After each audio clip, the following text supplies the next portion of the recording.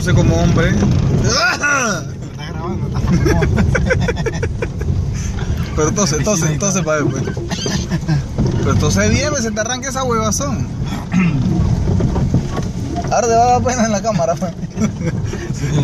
Estás ahuevado. Te piba, tose.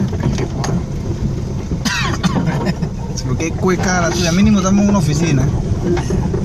O en un salón de clase. Y que no puedo toser porque la gente se va a asustar. Entonces como hombre.